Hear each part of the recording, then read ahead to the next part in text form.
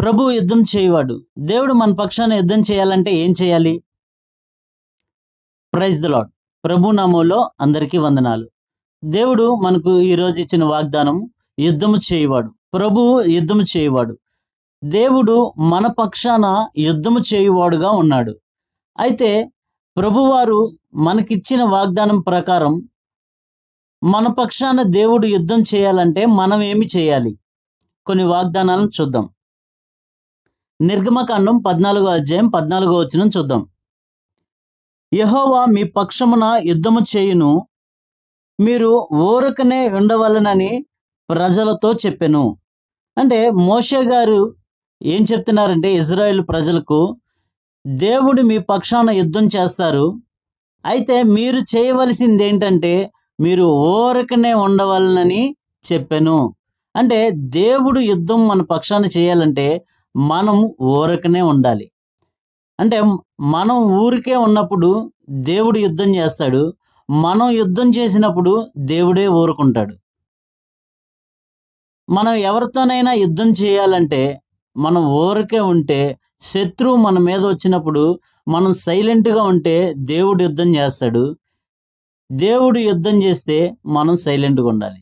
లేదు అనుకుంటే మనం యుద్ధం చేస్తే దేవుడు సైలెంట్‌గా ఉంటాడు. ఇంకొన్ని వాగ్దానాలు చూద్దాం. కీర్తనల గ్రంథము 27వ అధ్యాయం 3వ వచనం చూద్దాం. నాతో యుద్ధము చేయుటకు దండు దిగినను నా హృదయము భయపడదు. అంటే కీర్తనకారుడు ఏమంటున్నాడంటే, నాతో యుద్ధము చేయుటకు దండు దిగినను నా హృదయము భయపడదు. దేవుడు మన పక్షాన యుద్ధం చేయాలంటే రెండవదిగా మనము భయపడకూడదు. భయపడుట వల్ల మనిషికి ఉరి వచ్చును, యెహోవాను నమ్ముకుని వారు సురక్షితముగా నుండును. రెండవ క్వాలిటీ ఏంటంటే దేవుడు మన పక్షాన యుద్ధం చేయాలంటే మనం భయపడకుండా ఉండాలి. మనం భయపడకుండా ఉంటే, మనం ఊరకే నిలిచి ఉంటే దేవుడు మన పక్షాన యుద్ధం చేస్తారు. మూడవదిగా చూద్దాం. 2 కొరింథీయులు రాసిన పత్రిక 10వ అధ్యాయం 4వ వచనం చూద్దాం. మా యుద్ధోపకరణములు శరీర సంబంధమైనవి కావు, దేవుని ఎదుట దుర్గములను పడదోయినంత బలము కలవై ఉన్నవి. అంటే పౌలు గారు ఏం చెప్తున్నారంటే, మేము యుద్ధం చేస్తాము, మా యుద్ధోపకరణములు శరీర సంబంధమైనవి కావు. అంటే మనము యుద్ధం ఎలా చేయాలంటే ఆత్మ సంబంధంగా చేయాలి. ఎవరైతే ఆత్మ సంబంధమైన యుద్ధం చేస్తారో వారి పక్షాన దేవుడు యుద్ధం చేస్తారు. దావీదు గారు యుద్ధం చేసినప్పుడు ఏం చెప్పారు? యుద్ధము యెహోవాదే అన్నారు. అంటే ఆత్మపరంగా యుద్ధం చేయాలి.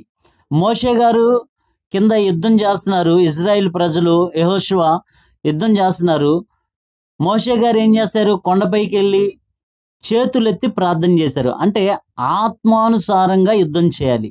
మన యుద్ధోపకరణాలు శరీర సంబంధమైనవి కావంట, ఆత్మ సంబంధమైనవి. అంటే మనం ప్రార్థనాపూర్వకంగా యుద్ధం చేస్తే ప్రభువారు భౌతిక పరంగా మన పక్షాన యుద్ధం చేస్తారు. దేవుడి మాటలు దీవించునుగాక. దేవుడు మన పక్షాన, మన కుటుంబంలో ఉన్న వారందరి పక్షాన యుద్ధము చేయునుగాక. ఆమెన్. ప్రభువుకే మహిమ, ఘనత, ప్రభావంలో ఆరోపించబడునుగాక. ఆమెన్.